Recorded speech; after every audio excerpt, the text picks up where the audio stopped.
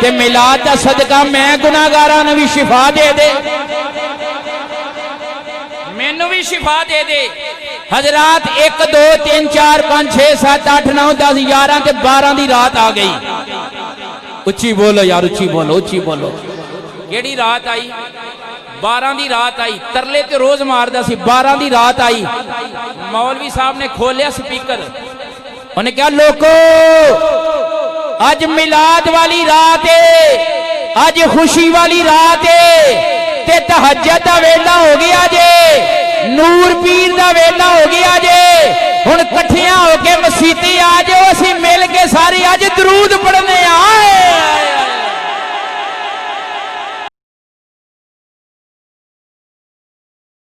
मलका हांस एक इलाका साहिवाल दे अंदर, की नाम है? मलका हांस। मलका पीर वारिस शाह साहब ने जिथे जाके ना ते हीर लिखी। मजेदार वाकया सुनो। उथे एक नौजवान हो गया बीमार, नाम दा सनाउल्ला। की नाम है? नाम दा सनाउल्ला। नवाए वक्त ने हजरात 2010 के अंदर है खबर शाया की थी। किताब मेरे को मौजूद है, किताब अंदर है, वाकया मौजूद है।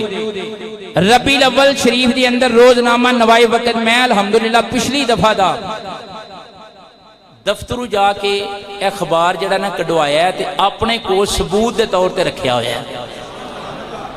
मेरे को अखबार का टुकड़ा भी मौजूद है।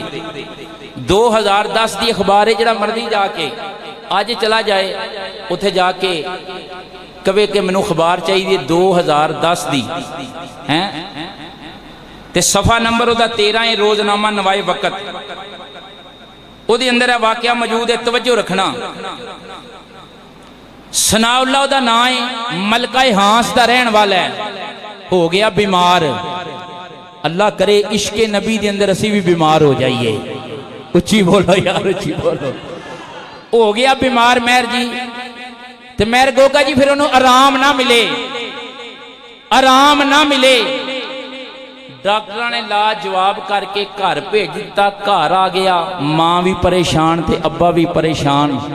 अल मुक्तसर चारपाई घर आ गई तो उधरों मिलाद का चन्न चढ़ गया।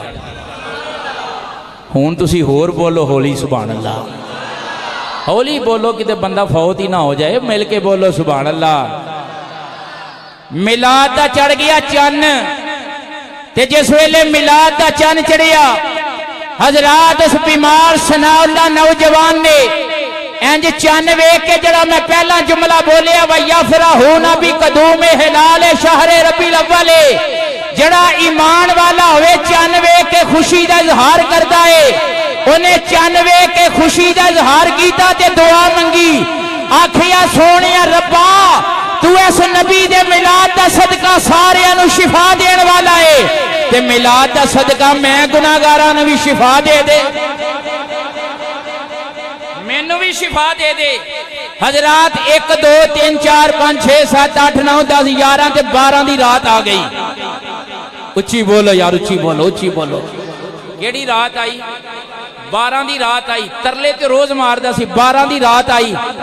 मौलवी साहब ने खोलिया स्पीकर, उन्हें कहा लोको अज मिलाद वाली रात है, अज खुशी वाली रात है, ते तहज्जुद दा वेला हो गया जे, नूर पीर दा वेला हो गया जे। हुण कट्ठियां होके मसीती आ जाओ, असी मिल के सारे अज दरूद पढ़ने आए। मौलवी ने स्पीकर फड़ के कीता ऐलान।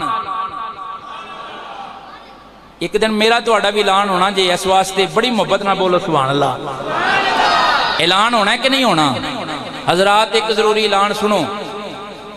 मोहम्मद शफीक वल्द मोहम्मद रफीक खतीब मरकजी जामे मस्जिद फैज़े मदीना दुनिया तो चला गया।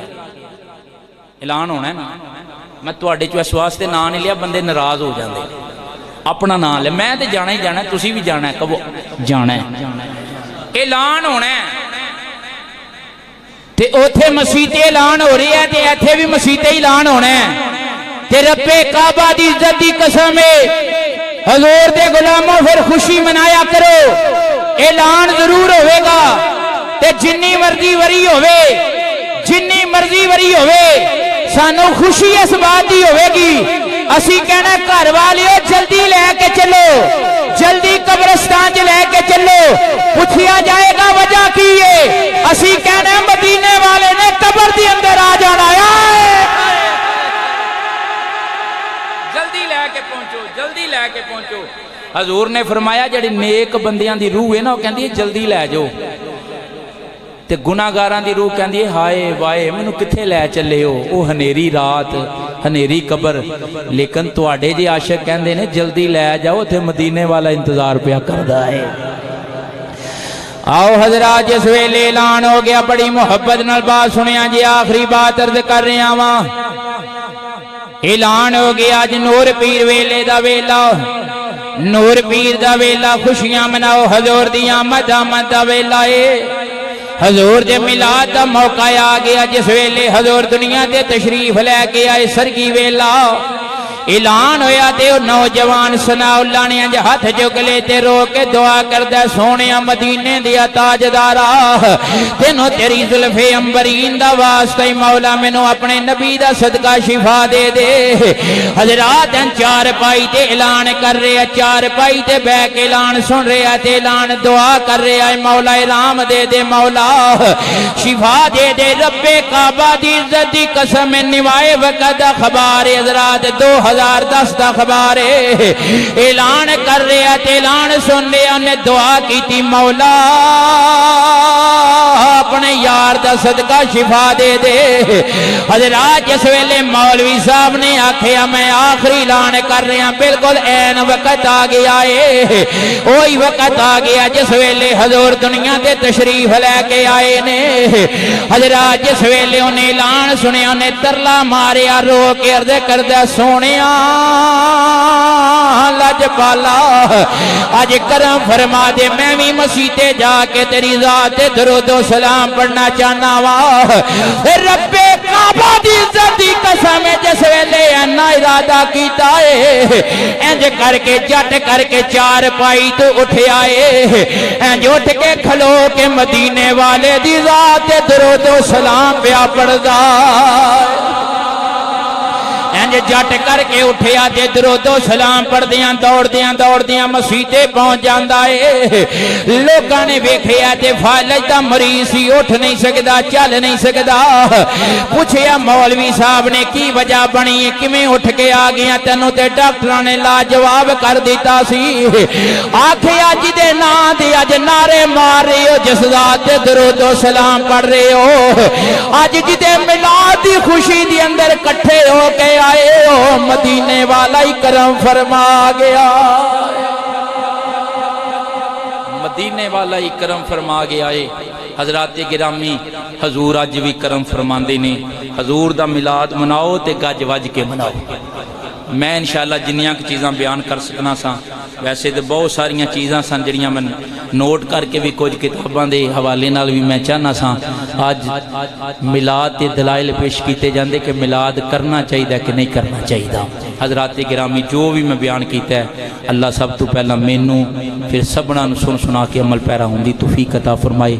एक अज सवेरे सवेरे मेरे भाई मेहर मोहम्मद जुबैर साहब ने मैसेज भेजिया, मैसेज बड़ा सोहना, मैसेज सुन लवो तो फिर इस मैसेज नूं इंशाअल्लाह अजीज क़यामत तक याद रखोगे। कोई तुहानू पूछे ना मिलाद कित्थे लिखिया है, कोई पूछे मिलाद कित्थे लिखिया है, तुसी लड़ना नहीं, झगड़ना नहीं। जिन्हां दा कां चिट्टा उन्हां दा सारी जिंदगी चिट्टा ही रहना है। उन्होंने नहीं मनना कि कां काला है। वो कोई मुंडा सी ना, मौलाना रूम रहमतुल्लाह तआला अलैह ने कायत लिखी है, अपनी मां को आया, कहन लगा अम्मा जी मैंने 100 रुपया दवो। उन्हें क्या पुत्र की करना है? आख्या मैं लोगों ने शर्त ला ली है। वो की लोग सारे कहते ने कां काला है तो मैं क्या चिट्टा है। उन्हें कहा तेरा रे कुछ ना, कां तो हुंदा ही काला है तो तू चिट्टा क्यों क्या है, ते तू तो हार जाएगा। आखे अम्मा जी मनांगा तो फिर हारांगा ना, मैं मनना ही कोई नहीं। उन्होंने काला कहते रहना, मैं चिट्टा कहते रहना है। तो इन्होंने जिन्ने मर्जी दलाइल दो, मनना तो है कोई नहीं। लेकिन हज़रात मेरा जुमला सुन लिया जी, जड़ा पूछे ना मिलाद कहाँ पे लिखा है, मिलाद कहाँ पे लिखा है, मिलाद कहाँ पे लिखा है, मेरा अगला जुमला सुन के हाथ इत्थे होण ते सीने च सुभान अल्लाह दी छाल आनी चाहिए ते तुसी लड़ना कोई नहीं, झगड़ना कोई नहीं। मेरा पैगाम है, मैं पैगामे मोहब्बत दे रही हूं। जरा पूछे मिलाद कहां पे लिखा है, आपने कह देना है मिलाद हमारे नसीबों में लिखा है। मिलाद साडे नसीबां च लिखिया है, मिलाद साडे मुकद्दरां च लिखिया है, मिलाद साडे नसीबां च लिखिया होया है। कोई ना लड़ो, कोई ना झगड़ो, बस कहो नसीबां च लिखिया है।